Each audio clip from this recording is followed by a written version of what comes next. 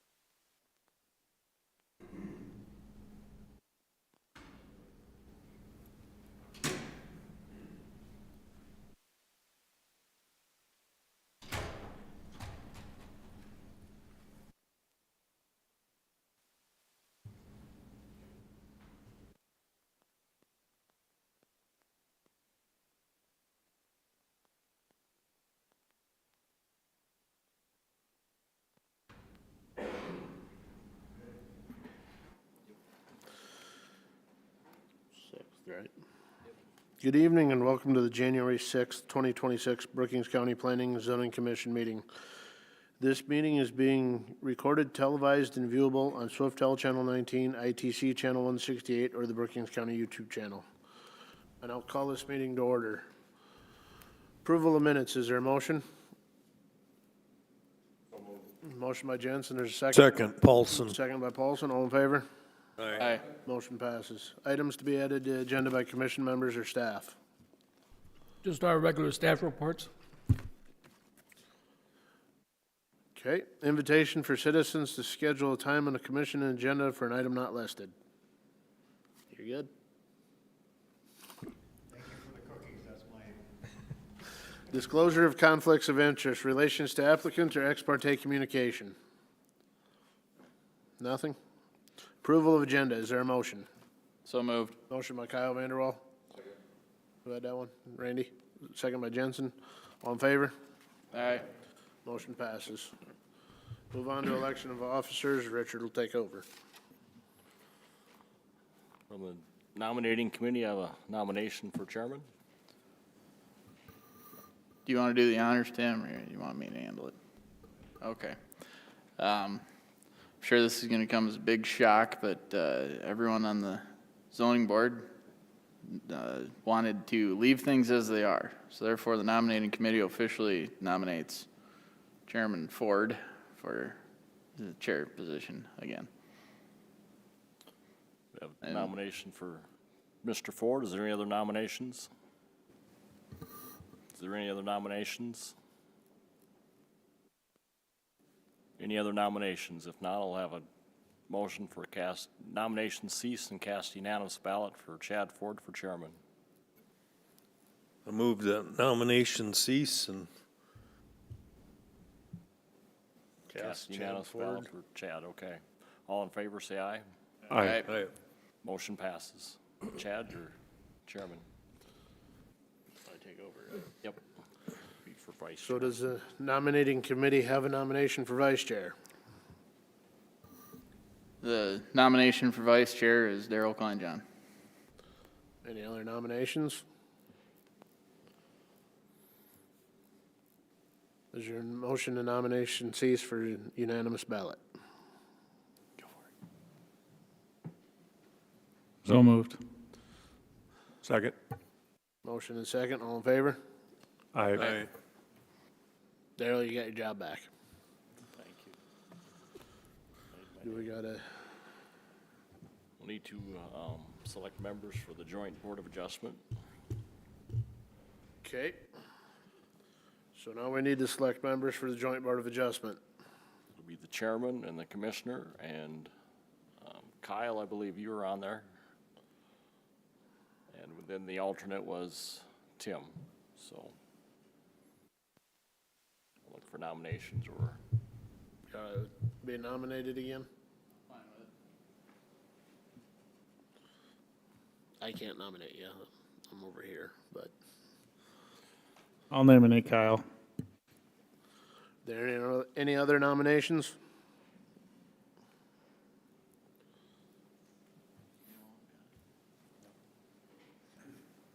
Make a motion the nomination cease. Motion nomination cease, is there a second? Second. Second by Kelly. All in favor? Aye. Motion, Kyle's got the job.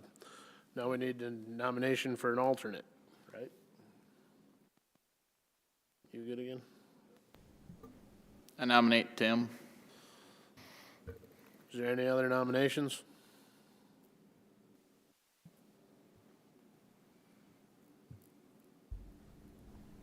If there's no other nominations, is there a motion to cease nomination? So moved. Motion by DeGroat. Is there a second? Second by Clark. All in favor? Aye. Tim, you got your job back again. That should be it for them then, right? yes. Okay. So now I gotta go through this whole one here too? Yeah, just read the introduction. Okay, since we're convening. We will now convene as the Brookings County Planning and Zoning Commission. The Brookings County Planning Commission is a 9-member commission whose function is to recommend approval or disapproval of land use plans, zoning ordinances, subdivision plats, and amendments thereof to the Brookings County Commission.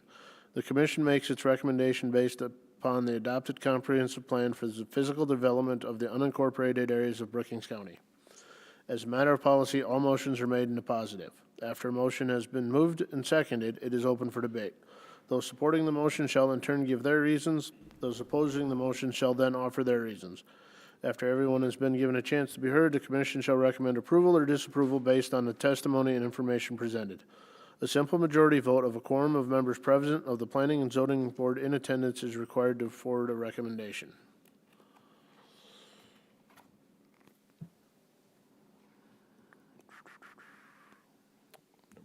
Number 10, work session, discussion and review of ordinance. Luke, you're up. You want me to start, or do you want to start, Richard? Now we're just gonna kind of go through, got to talking about some of the variances that we've given over the years, just over the past year. Is there a way we could go back and maybe segregate them by the lakes? So to maybe cut back on some of the variance applications on there? With that setback distance that we have now of 75 feet from the highest known water mark. Maybe fine tune that for each lake a little bit to make it a little more user-friendly, and maybe keep us, you as the board, not quite as busy, but yet allow people to do what they will do anyway, or want to do without having to come to the board. So we've just kind of put together over the years, ones that have been approved, the distances on there, some of the ones that have been denied on there. So we're just gonna discuss some of those and just kind of think about, maybe think tank, maybe there's something, you know, later on we can come to a decision and determine what that magic number would be for the lakes. Is it a percentage of the lot that's so occupied? Is it the depth of the lot? Is it so much from the high water mark for each lake on there? So that's just kind of what we're gonna discuss and think about tonight, so.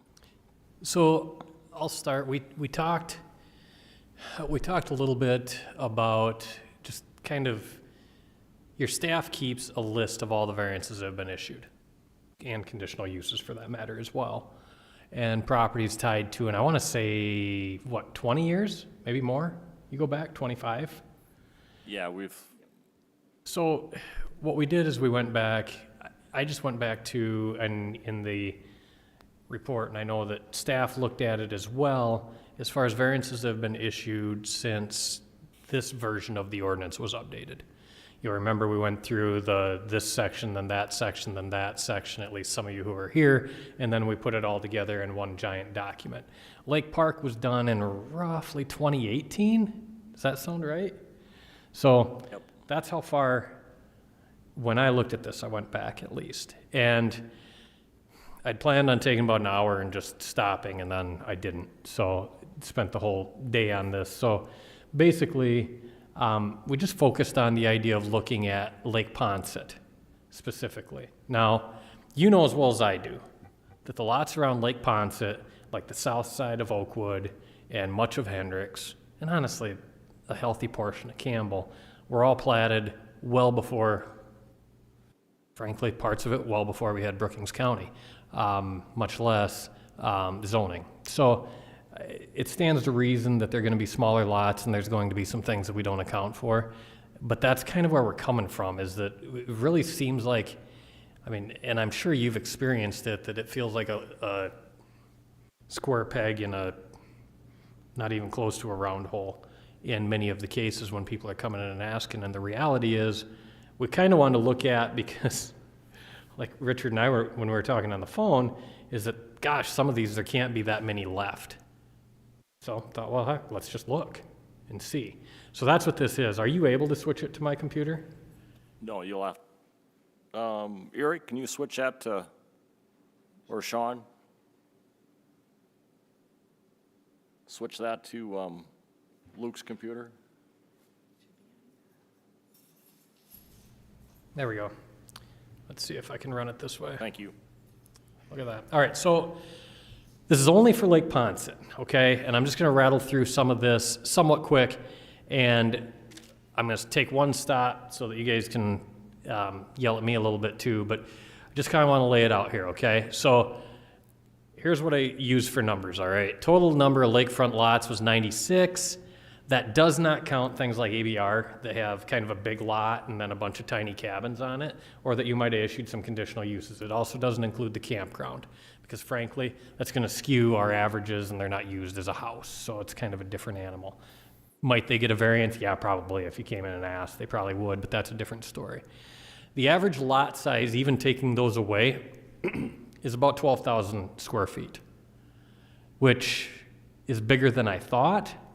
But it's still about half the size of your minimum lot area in the Lake Park District.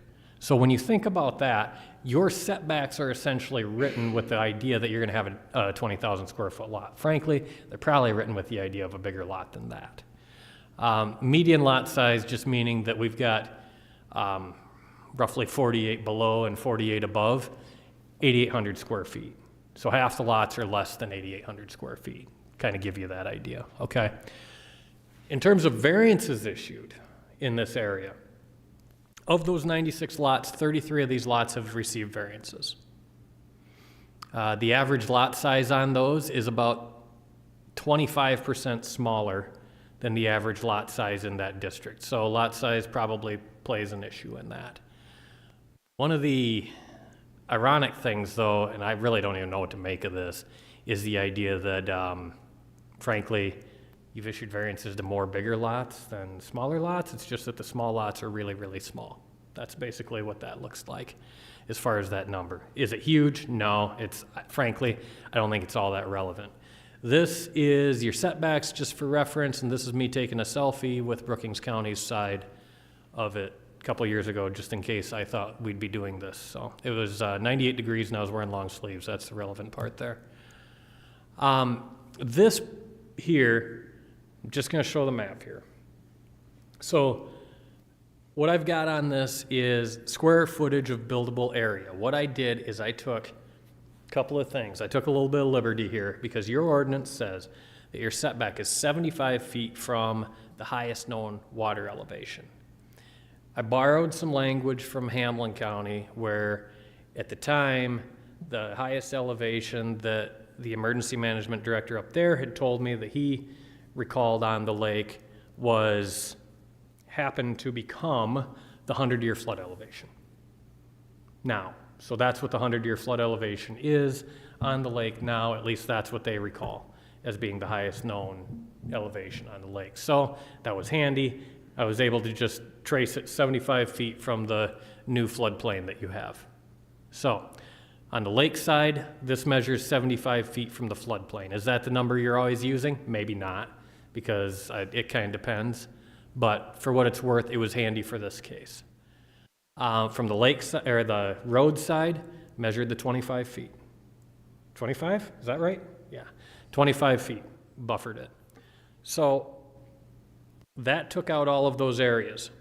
The lots where there are no colors, those are unbuildable. That means that the setbacks take care of the entire lot. So no building permits can be issued to that without a variance on any of those lots. The lots that are in red are going to, they've got less than 1,000 square feet of buildable area. It's an arbitrary number. I just kind of threw some numbers out there. And then 1,000 to 3,000, which kind of tells me, 1,500 square feet living space, 1,500 square foot garage, because nobody can have less. That's the yellow, okay? And then 3,000 and above is green. So as you look at this, you can see where those are at, off to the east of the resort. And then when you get all the way up to the northeast corner of the county, those are all super narrow. And when I'll show you the map of the variances here in a little bit. I just flipped that, it expressed it a different way, just in terms of the percentage of the lot area that's covered. Showed it in red, less than 15% is buildable, so over 85% is covered by setbacks of these lots. 85 to 70% is covered by setbacks of the yellow ones, and then the green ones have less than 70% is covered by setbacks. So again, when you're talking about these percentages, oftentimes you're going to have a lot coverage in zoning districts that are 30 to 35%. So many of those lots, the ones that are in red and yellow, can't even hit that due to setbacks. I'm telling you all this to make the point that if it feels like you've issued a lot of variances in this area, you have. And it looks pretty justifiable here. I'm not saying that we should always be issuing variances. To me, this looks more like you read this at the front end when you're issuing variances. Is it arbitrary and capricious? No, it's not. But is it so general as to necessitate a change in zoning, well, looking at these tables, the reality is, if you look at it here, I'm going to walk you through it. The top line, I just expressed these differently on the right half of the screen, okay? Again, there's your 96 lots, 33 variances issued. You've issued variances to 34% of the lots. In terms of non-buildable lots, the share comes out. Half of those non-buildable lots have received variances, 48%. Now, that tells me that we're halfway home. That also tells me that you've got roughly 20 more people that are going to be coming in, asking for variances at some point on that property. And I mean, I'm sure that in a way you kind of want to see them, but in a way, if you know what situations you would say no to, that's a handy time to ask that. So I'll roll through this top one and then I got a question for you. So the ones that are less than 15% buildable, that's 10 of those lots that are buildable still. 3 of those have received variances. 7 of them are between 15 and 30. 5 out of those 7 have received variances already. The ones that are greater than 30% buildable, 11 out of 42 have. So almost a quarter of those have. That's not crazy because I don't want you to look at it and go, holy crap, we've been issuing them to 70% buildable. That's not saying how much of a postage stamp they have on that percentage. It could just be a 25 by 120 swath that's buildable on some of those too. So you do have to look at those on case by case, and that's kind of the point. But this is where I wanted to step back, and you can certainly look at and read. I don't have to go through those with you. But I'm going to bounce to this one here. My real question is, are there any of them, that you can think of that you wish you had back? Can you think of anybody have one on there that they're like, gosh, I've been out there and we shouldn't have done that on a variance? Anything come to mind?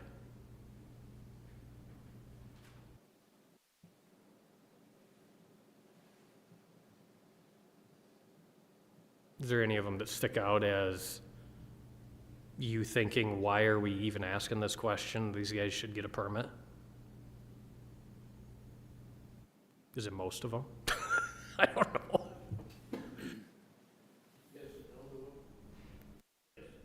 Yes and no. The one that we did was it last month, right dead center in the middle there, but we issued it. But we didn't have any reason to not say with the 0 foot back setback with his public access trees. I believe that'd be right. Yeah, you guys had that one where it was a, That was in October. That was October. Yep. Seems like it was December. it'd be real similar to, coming up off of this, that section line isn't a good example because that's a section line. But that's how it was. Was it a section line or was it just a lake access? It's a lake access. I think it was just a That was platted just a lake access. lake access that was platted on the plat. See, those ones there, that one, to me, I would be able to make that case pretty handily because that makes sense because you're not going to vacate that. That's illegal to vacate that access. Yet, for all practical purposes, the people on both sides are the only ones who have anything to do with it. So as long as it remains open, that's probably the main thing you're trying to care for, and that there's no way they're going to park over the top. So, I mean, that one there, I could straight face that pretty easily. Frankly, the ones that are a lot harder are the ones where they just want to be closer to the lake, despite the fact that there's room to build, as long as they stay closer to the road, or vice versa. Those are harder to stomach, or that there's plenty of buildable space, it's just that it's not in the footprint they want. Those are harder. And so, I'll tell you a couple of things, and then I'll show you this map here. From a standpoint of setbacks, doesn't mean you got to follow everyone else. I'll tell you your roadside setbacks are very similar to, if not less than, a lot of similar counties, 25 to 30 is about that number. So frankly, you're right in line there. Your setback off the lake is more. A lot of places have decreased that. Luke, just one thing to add back on this other one, and ones that we questions or whatnot, is one we did in 2024. There was a water line or sewer line there, and they had plenty of room on the lot, but that's what they were using for their hardship, was the water line that went across their lot. The variance was granted, and they also built their accessory building behind that. But yet behind that accessory building, there's still 60 feet of open lot that they could have had everything back and met all the setbacks had they gone behind that easement for the water line. So that's one that I look back as, was that the right decision that was made on that particular one? But Was that one, did they go closer to the lake or did they go closer to the road on that one? I don't remember. it was, they were about they were still close to the lake, but they weren't as far as what the existing house was now, that was there. Yeah. So they were back a little bit farther, but yet they were still within that. And I'd have to pull it up, see what it was. Yes, right next to ABR there. Oh, it's that long, deep one, isn't it? Yep. I see it right there. I do too remember that. Nope, the one over, Sorry, I got to scroll in there. the one that right next to ABR, that purple one, to your right, my right, or your right, Oh, it's this other one here? right there, yep, Oh, I was thinking it was that longer one. I believe. No, that was the one, no, you were right the first time with that yellow on there, the purple and yellow, right there. Yeah, because yep. that makes sense that sewer line had to run right through there. Yep, And then the irony there is that it kind of follows that ridge that you see on your setback there too. I said, and we don't, it's not like we need to belabor or show any points here, but I just kind of lobbed those into 3D. Those ones that look like they're sliding off the cliff are more than likely walkouts, I would assume, is what those are. But this kind of gives you a look starting from west at the top, the west end of the county that's on Ponset, and then moving off to the east. The lake kind of messes with me, but is that right? Am I right, west to east? Yeah, that'd be right. And then the next one too. And if you wanted to, we could slide in, but I didn't have time to do more than just show you something, but, so I don't really have much of a recommendation that if you decrease, you're gonna gain this much. I also didn't do anything with regards to the side yard setbacks. I do know you get some asks on that. The truth is, on your setbacks, I mean, you're at 8 feet, aren't you? I mean, I don't think you can go down much more than that. we've very few that we've gone less than 8 feet on. If we have, with an accessory building, we've had them also put fire Yeah. protection, sheetrock in there also as part of the variance requirement. Yeah. But yeah, side yards are very, very few variances that have been given on those. I couldn't in good conscience tell you to do much less than that, because you're playing with fire code at that point, you know, giving some false input. But anybody have any questions or airing of grievances or telling me I'm wrong and whatever? I mean, where do you stand? Do you think you ought to, should it be lake by lake? Should we just do a swath and consider decreasing setbacks, or write in some situations where you know you're probably always going to issue variances? Where do you stand? What is the average or other counties on their water setbacks? Yeah, good question. High water. That number it varies far more. One of the things I will tell you, and Richard kind of led off with it, I'll tell you two things, okay? I want to preface what I'm about to say by saying that I think measuring a setback from the highest known water elevation is the smartest way to do it. I think it's incredibly subjective and hard to do unless you have an actual elevation. that you go all the way around the lake. The other thing that I would say is that 75 feet is a long ways from that. And that would absolutely be the biggest setback on a lake of anybody that we've got. Most of them that I work with will they might hold a larger setback, but they'll go from ordinary high water mark as listed at the state. That makes it problematic when you have a meandered lake, because then you don't have one. But in your case, most of yours are that way, except for certain portions of a couple lakes, I think. But the bottom line is, yeah, your setbacks are more because of where that is. I don't think it's a bad idea to measure it from there. I do think that you're creating yourself a little more headache, and I think you could probably at least allow some decreases in certain instances if you knew what those were, whether they be decks or, unenclosed decks, or whether they be, in certain cases, a lot coverage, or maybe if the neighbors aren't closer, things like that. What is the number? A lot of them are 40 to 50 feet from ordinary high water mark. So what is, like on Lake Ponce, comparing Brookings to Hamlin County, you got the north side Hamlin County and Brookings in the south, It's a lot less than Hamlin County. a lot less than Hamlin. I'd have to go double check because I don't have it, I didn't save it on here like a fool today. If I remember right, the number is 50 feet from ordinary high water mark. Roughly, ordinary high water mark is, in a lot of places, 10 to 15 feet out into the water from the shoreline right now.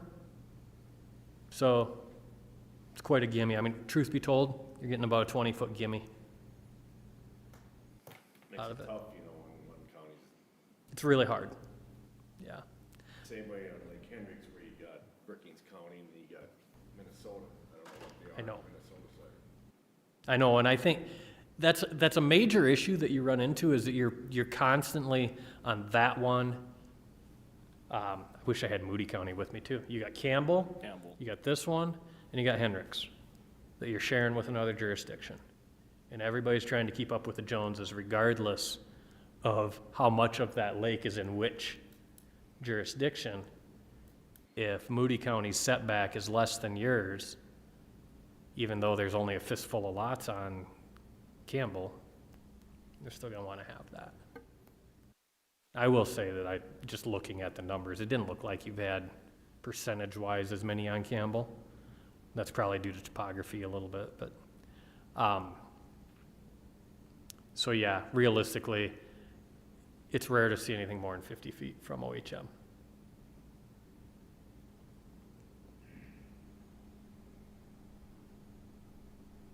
I think ours is pretty extravagant, but it's 75 foot. Yep. What would be the difference if we went from like 75 feet from the highest on water mark to the ordinary? In some cases, well, here, Like on Possum here, for example. let's take that. I'll just take, here. It's gonna take a second to load here, but I'll just do a quick measurement here.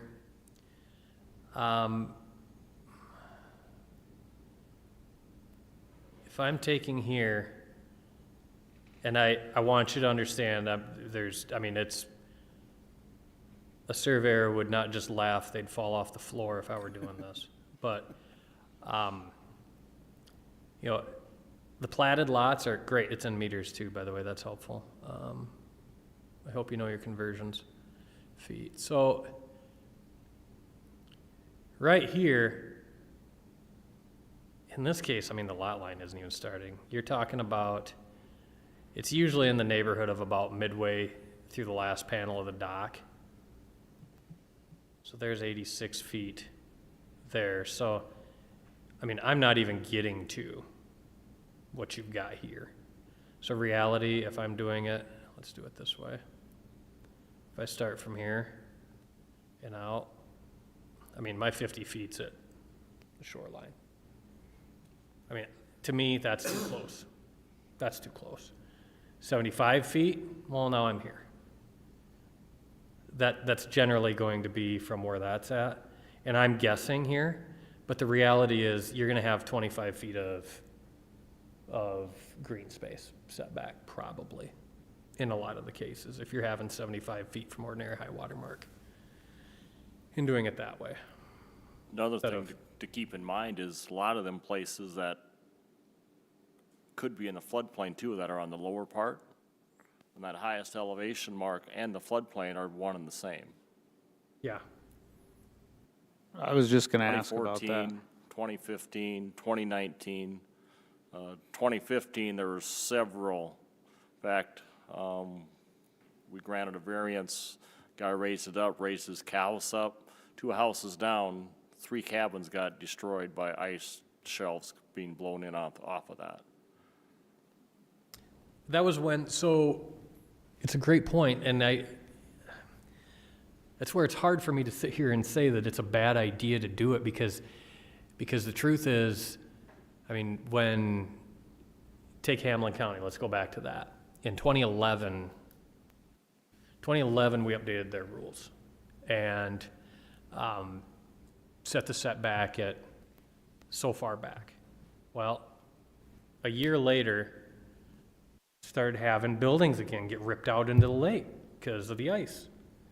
And so finally, then that was when the emergency manager said, we're not only going to have a setback, but we're also going to have a minimum elevation. And that elevation is 7 feet above ordinary high water mark. And so as it turned out, 7 feet above ordinary high water mark was, and I don't remember what the flood elevation is here, but it was 3/10 of a foot. By the time you added the 7 feet, the difference was 3/10 of a foot. It was 3.6 inches. So bottom line is, that's where I said, well, 100-year floodplain is that then. So truth is, I mean, there is validity to it. And there's a very good point. And that's where, I mean, you are saving people from ice jam as long as you make them follow it. So my question would be is if we switch our rule to this 50-foot or whatever, cut it back, does the planning and zoning board here or the county become liable if, like Richard was saying there, the floodplain becomes the problem?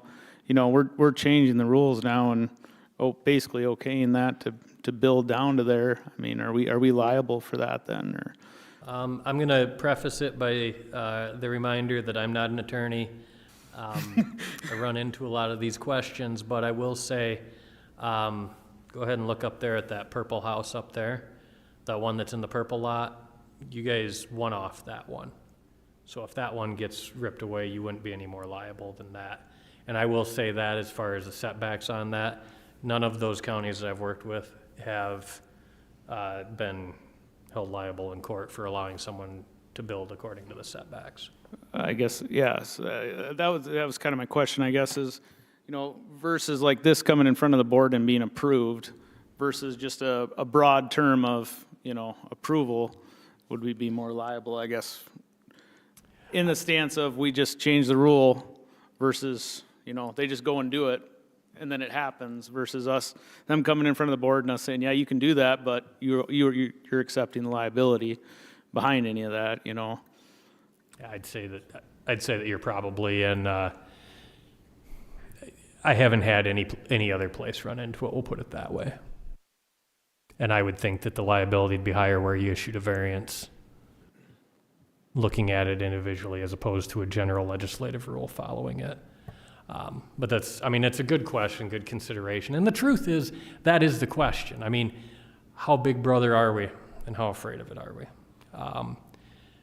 Again, I know, and I don't know, Richard and Bob, you can tell me, do the surveyors even really try? Do the surveyors really, do you guys ever have surveyed setback lines on these? Do they you just tell them an elevation line, or do they ever do that?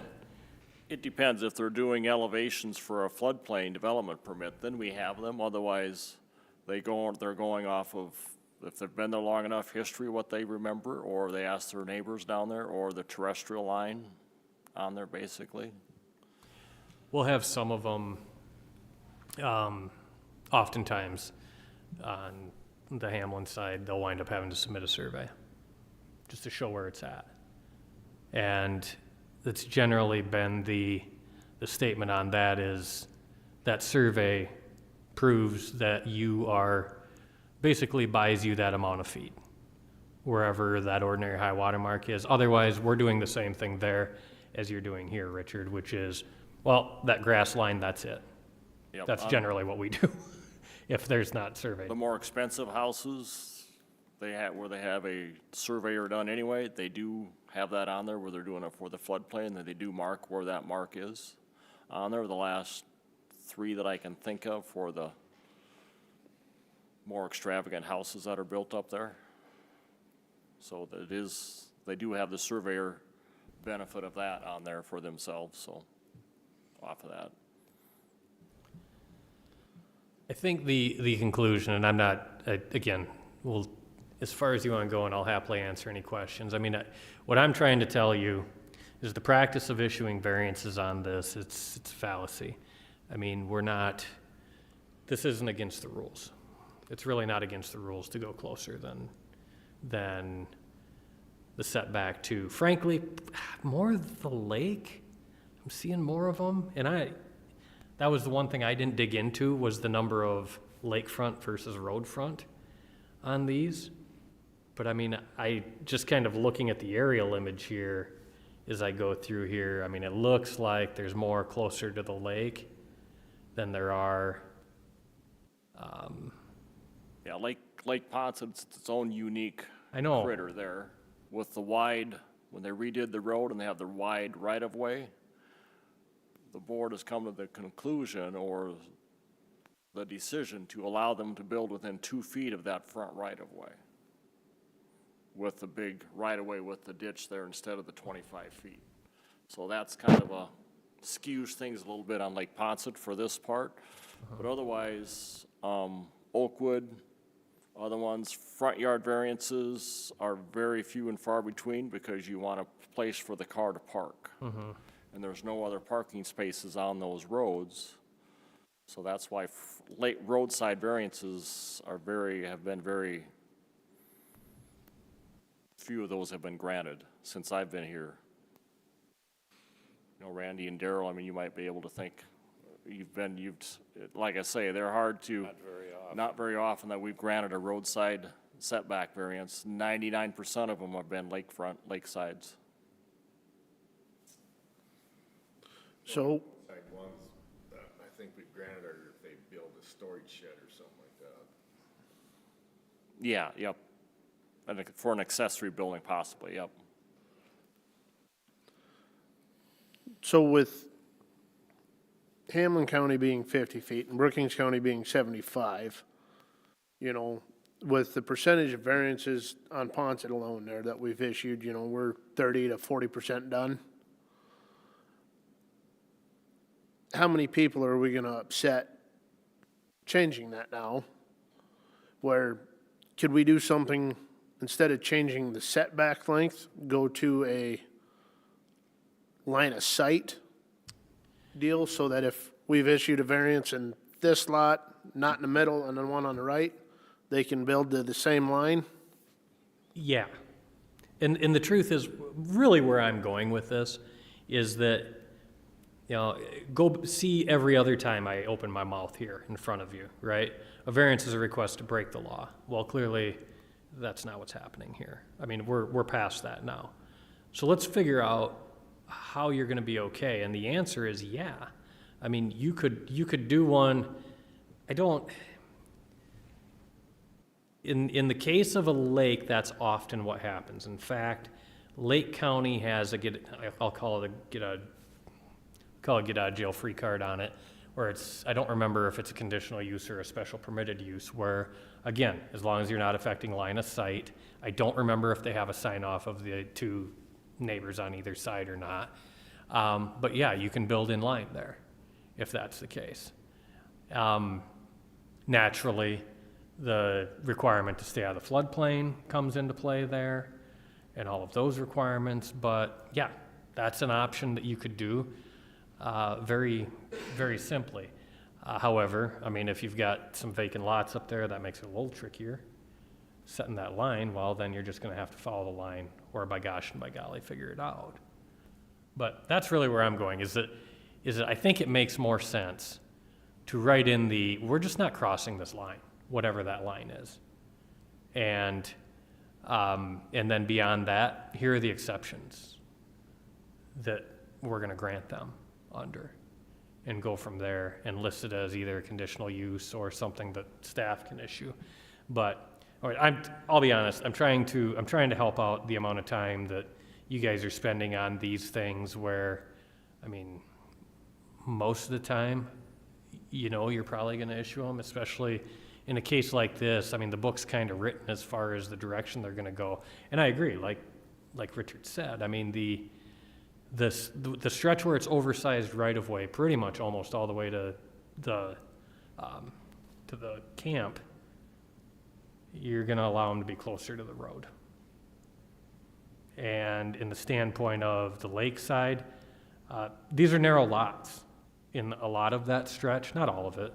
This is the widest part here that I've got right here, so that's a bad example. But for the most part, you're looking at a lot of narrow lots here. So, I mean, you're probably gonna issue variances on the front side too. But even this, just for what it's worth, let's just take this one here. That width that's buildable is 75 feet. Now, or sorry, that depth, I should say. The width, well, they've got more than that. They've probably got all of 7. They've probably got 70 feet of width, maybe 80 there. So that's a good sized lot. It's buildable. 75 feet, should be able to make something happen there, you'd think. But you can see that that's probably as wide as we get out there.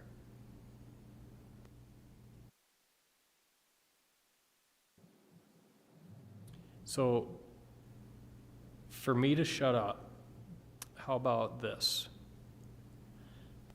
Since I was giving you I thinks on these, how about for the sake of at least the lakes that adjoin other jurisdictions, why don't I get you at least the comparable setbacks that they have for those lakes? Campbell, Ponset, Hendricks. From that standpoint, at least you will then have, you'll have 3 examples of surrounding counties that you're sharing. You may not want to apply that to other lakes in the county. Heck, you may not even want to apply it to yours. But you can at least look at what that does comparably if you applied that all the way around the lake and did that and figure it out from there. That sound good? Yeah, that sounds good. Okay. That'll be a far lesser amount of time of a report at that point, then I can just tell you that. Anything else for me? Lake or non-lake related?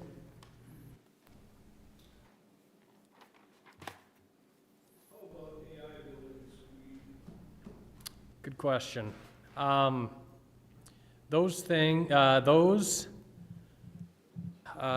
obviously a lot of talk about them. Right now, your ordinance doesn't allow for them. You don't have a data center ordinance. So they would be another thing that's not listed and therefore prohibited. It's probably prohibited because we didn't think about it. It's much like the battery storage situation as well, which we probably need to look at something. Grant County has adopted an ordinance to allow for them. I'm not going to, because I don't remember offhand if Dual County ever did. I almost think they did. I think they did, but I don't want to say it on record because I know that's a hot button one right now. I don't remember if they did. But there are not a ton that had already because it was a pretty new thing. Generally speaking, the things that you're looking at from a zoning standpoint, while people will throw out a lot of points, things, there's some noise. There's some utility requirements that they have that you're well aware of. If you're following anything to do with the news, there's roads on the startup of them and maintenance. Truth be told, there's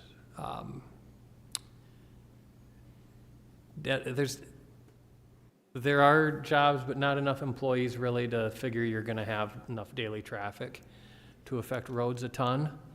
Battery storage facilities even less, if you have that, but there is noise. With the battery facilities, I can tell you that I've sat in enough meetings on those to tell you that those things are actually tested by figuring out if they're gonna start on fire. And their suppression system is tested before they walk out the door. So the bottom line is that they're set up, they practice lighting them on fire and putting them out before they walk out the door. So bottom line is they're set up to save. It's my understanding that they're done that way with these as well, and they're done as cells that way. But I'm speculating based on third party, and it's also stuff I learned 3 years ago. That's some of the information out there, as well as setbacks on it. But again, it's noise mostly. One question that's come up often is decommissioning on them. I would anticipate that you're probably going to have a similar rule that they've got to be taken down, or some level of dollars set aside to take them down if they're not going to be. But it's private property at that point, so you'll have the ability to remove if need be. So it's a thing to keep in mind, though. But those are generally the things that people are looking at with those. Screening then as well. Trees, what have you. But yeah, it's a utility. It uses a lot of utilities. Mm-hmm.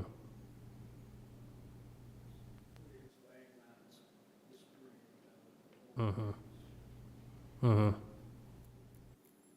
Yeah, but that's almost like our wind towers.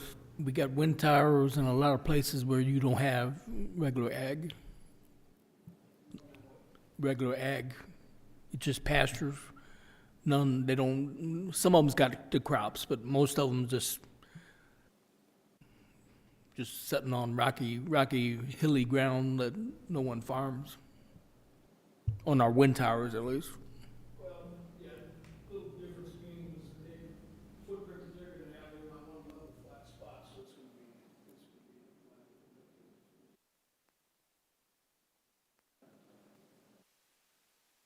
What a dual kind they're talking about now is.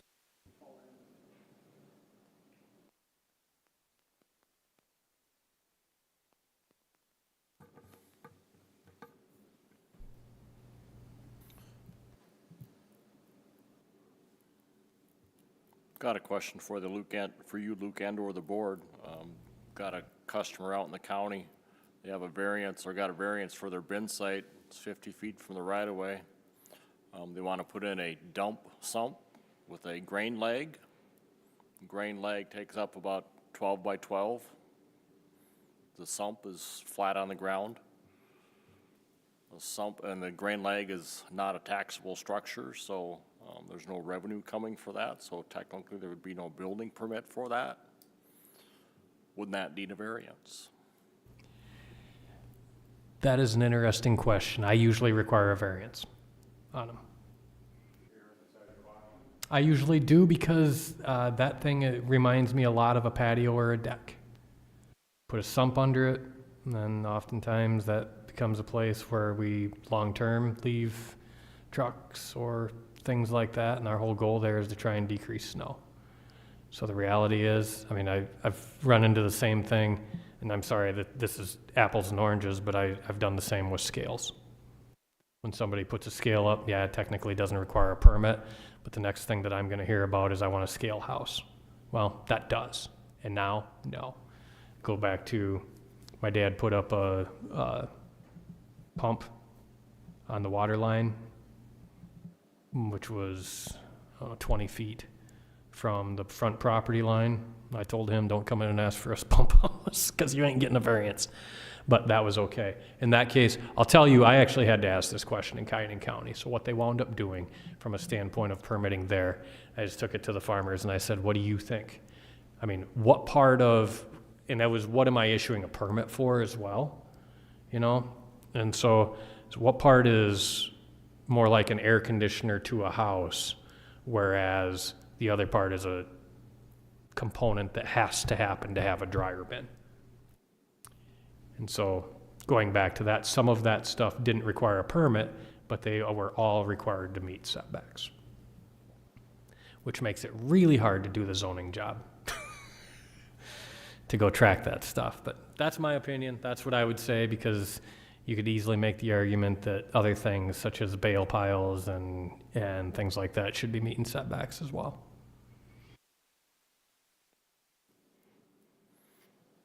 Board, what are your thoughts on it? I would agree, because eventually, you know, you could cover it with a building.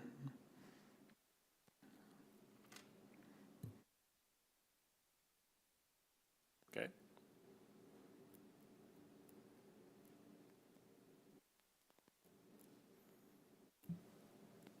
To me, that's the downside of building right up on the setback line.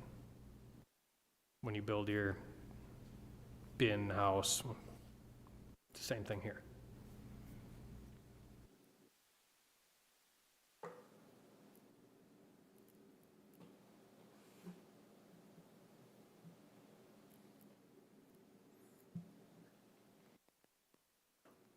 I guess my main question on that would be permanent structure versus temporary structure. If it's permanent, yeah, I'd say variance. Now, your grain leg and pit, it's not an auger that you're just gonna drag away with the tractor. So it's gonna be there until, well, a derecho happens and it's not. Yep.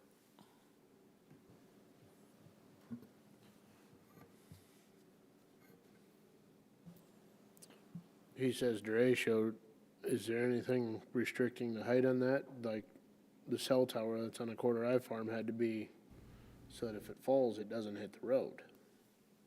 Is there anything with that? No, it'd be,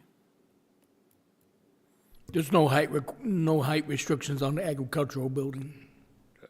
silos or things that are chimneys and that time, they're exempted out, so that would fall underneath that. That setback on towers, I'm assuming that your ordinance is written like most of the ones I work in. The setback on towers kicks in over 99 feet. So it'll hold that setback, even if it's an ag tower, it'll hold that technically. The ones that I've run into are the GPS tower that if I've got an extra one there, as long as I keep it below 100 feet, it still meets whatever the setbacks are. They're fine. And beyond that, that's when some of the telecommunication regulations kick in, is above that. Bottom line, no. And then it's pretty clear in the ordinance too, ag structures, there is no height limitation.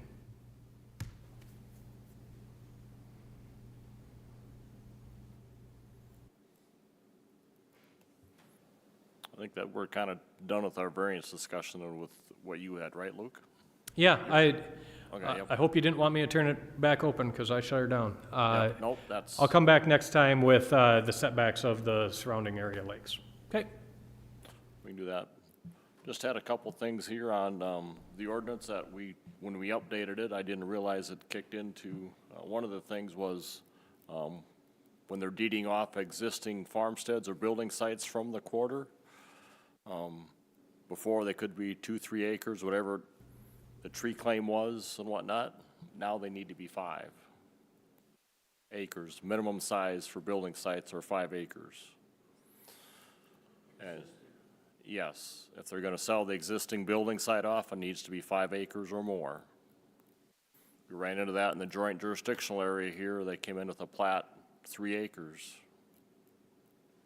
I told them, nope, it had to be 5 acres. They weren't very happy with it, but I says, it's in our ordinance, that's what it has to be. So, one thing that I didn't realize that when we added that 5 acres for the son or the daughter to build their house onto the existing farmsteads, that also went into the existing building sites for that minimum lot size. So, but then you're not gonna come back and issue any variances though either. They have enough land area, so that's the other side of it. If they wanna do future building in there, they have the area to do it. I'll tell you pretty specifically where that comes from is 5 acres. Think of your setbacks on shelter belts for a minute. If I want to have a site in there, now granted, most of them are within existing sites, but if I'm going to put a house out there in the pasture on that side or something like that, or I'm platting off one, your setback's 150 feet from property line on your shelter belt, isn't it? Still? If it's already there, then it is what it is. Then it's up to you guys when you draw the line. But the truth is, 5 acres, it does. That's why it's in there, is to help give a fighting chance to meet setbacks. 2 acres gets pretty tough on if you're going to have a 100-foot setback if you're doing a new building or something like that. Now remember, what are your internal ones? Are they 50 or 25? Your setbacks for structures on side and rear? Sides are 25 feet and the rear is 50. Yeah.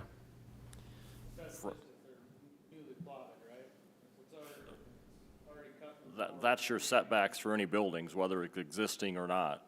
But I mean, say for instance, I own a quarter of land, Yep. and my grandpa took the acreage out 50 years ago, but he gave me the quarter all at once. If it's already plotted at 3 acres for the acre. Right, if it's already platted, that's fine. Yep, it's just from, As long as it was pre-existing. yep, Yeah. It can only be added to, not taken from. yep. Only from when this ordinance was adopted forward is what that would pertain to. I'll tell you that I'm going to speak for the idea that it probably needs to be more. I am going to give you 2 reasons it's a headache, and just for what it's worth, so I want to give it equal play. 1, for years you've done it, where it's 2, right? Honestly, it was whatever, wasn't it? Whatever it was. Yeah, it We was. didn't have a minimum, but Yeah. 2 to 3, I would say I would cover 75% of them. The other headache is that if you had been doing that for a long time, and I've got 3 acres and I want to add a little bit that doesn't take it over 5, you can't approve the plat because it's not big enough. So it does make that a headache too. Are you going to run into that often? No. And could you handle it probably as a oopsie or something like that, or a one-off? Probably. But it does make you squirm when you do it. I'll tell you that. I've run into that. That's similar to a couple of counties I work in, and those are the headaches that you get with it, is because you're used to have it this way, and now it's a little bit more. But So on the 35 acre bill, and you have somebody that does that, say, a couple of years down the road, they want to plot off 5 acres. Now, is it true that if something happens to their structure, they cannot rebuild on that? If they split it off before the 10-year time period, yes. After it's 10 years, then it's fine. But if it's deeded off prior to that and something happens to it, it would come before this board and you could deny it according to the ordinance. Where'd the 10-year rule come in at? That's been here since 1991. Ordinance was here when I started. The building had to be there 10 years before you could split it off. it was blessed in a building site. It was a look back. It was a look back, 10-year look back when they built the ordinance into it. I'm sure of it. That was ultimately what wound up happening in Keining counties when they did theirs as well. They didn't do a 10-year look back. They actually they started with, nope, we're done, and then some people came in and said, well, now, hold on, I want the kid to come back. How's that going to work? They go, you know what? 5 acres, you were using it as a farming, and it was an established building site. We're good. The thing that they didn't do in Cottington County was they didn't allow that one where someone came back and started farming after 1976, when that rule came into play, like you guys did. So you guys said, okay, you got your building site on your 35 acres. Okay, you can sell that part off, whether it's dad to kid, kid from dad, or it's just equal protection. I'm ready to walk away. So that's where I'm sure that came from. I'm putting words into the mouth, but that's how it was done around the other ones. That's why they did it. So I'm sure that's why it came in there. And it's all done in a effort to try to minimize those instances, like was just being brought up, where you're going to have people going out, taking good ag land out for houses.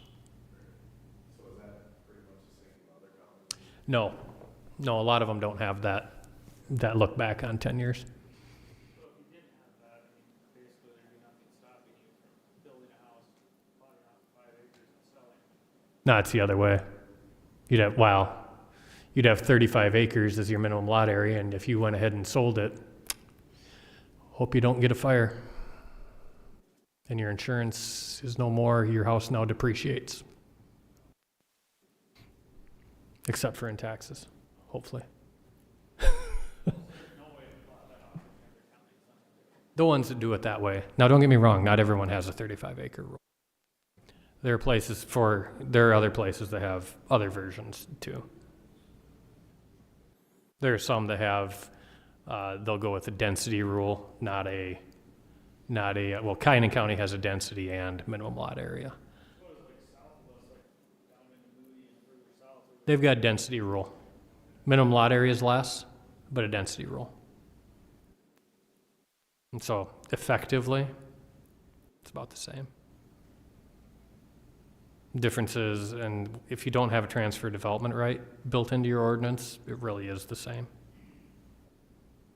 Hamlin does a transfer development right, so you could take, if you own the quarter, you could put all 4 houses in one corner,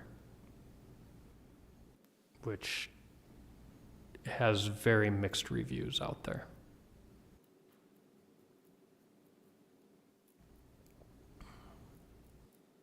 And the truth is, I'll tell you, for example, they're talking about, their board is talking about saying, it's kind of silly that we're allowing someone a building right on a quarter that's underwater, or a 40 that's underwater, or these internal 40s. That doesn't make any sense. And so that's a discussion that they were slated to have, but they're going to kick to the curb for a little while here while they just work on a new zoning officer. Yours truly here for a while, so we're going to tread water.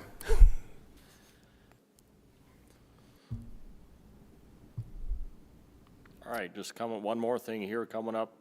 March meeting, first Tuesday is also township meeting night.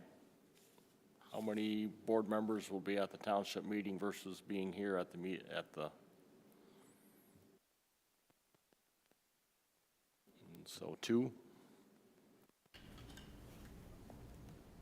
So we do have enough. With our alternates, we should be able to have close to a full board then, unless you want to change the meeting night for that, but. Why don't we, B3, okay. I'd like to have the ability to attend if I could.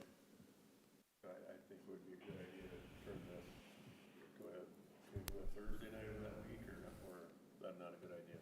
Yeah, we can. We'd have to check the availability of this room for that day, but yeah, we could.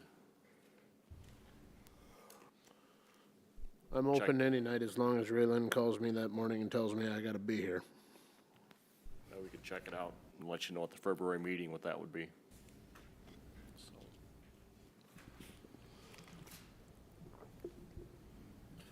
February coming up, we are going to have a joint meeting with the city on here, just a discussion on this. When we did the joint ordinance, our publication date for public notices and such was 14 days. We have now, when we updated our county zoning ordinance, we went back to state law, so it's 10 days. So we need to get our joint jurisdiction ordinance in line with the county ordinance and in line with the state. So we're just gonna have a discussion on that, and probably, well, if we're not gonna meet probably go to the April meeting, then have the joint meeting on the change of that. Unless the city has some other things also that they want to add into that, but otherwise, or other changes at that time when we do the update to the joint jurisdiction, so.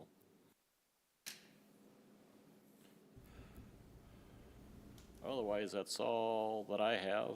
Bob? Oh, Yes, today the county commission approved your board pay again, same as you had for 2025. Commissioner Vanderwall's the liaison for the planning, zoning, and drainage side of the house, and Commissioner Hostler is our emergency management liaison for so county development, who we fall under. We've got two different liaisons. And we also got notified that Xcel Energy is looking at possibly putting a 745 kilovolt power line from Big Stone down to Brookings County.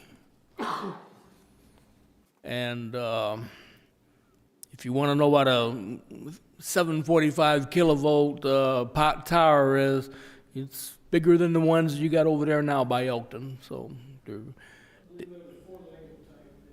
yep, it's those are big ones. The Rector set towers. But they, it's it's going to take years. We're just now in the beginning. I think next week's the first meeting of it. I'm going to try to attend the meeting, and we'll keep abreast of it. You just have to realize most of those kind of power lines are permitted by the Public Utilities Commission. We won't have a lot of say in the matter. Where we will have a say in the matter is like substations, the electrical, the physical substations, if they have them in Brookings County. We can get them for lay-down yards if they're constructing in the county. But as far as saying yes or no to a power line like that, it's Public Utilities Commission level. No. Public Utilities Commission permits the lines. That's beyond our pay grade. County Commission obviously would be notified, and if the Public Utilities Commission does meet, the County Commission will sign on as a interested party. We'll be involved in everything, because we do want to protect our citizens as much as we possibly can. But it's almost like them pipeline deals. Public Utilities Commission's got the power, and they listen to the counties. I can tell you, like on the wind towers and stuff, where the very first wind towers that came in didn't have road agreements with the townships, but we started putting them in, and PUC followed our guidance. So we can protect our county citizens as much as we possibly can, but as far as saying yes or no to the actual big power lines, that will be up to the Public Utilities Commission. Is there a solar farm or something else going up there?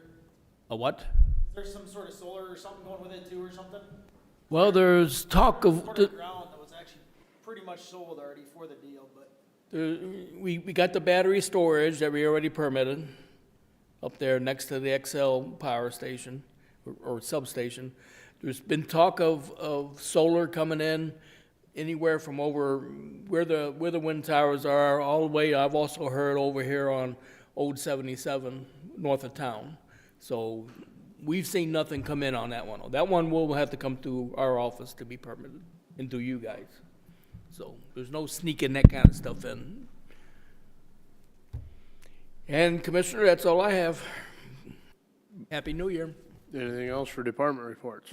Bob, back to that deal on the 14th. That is open to the public, isn't it? By all means.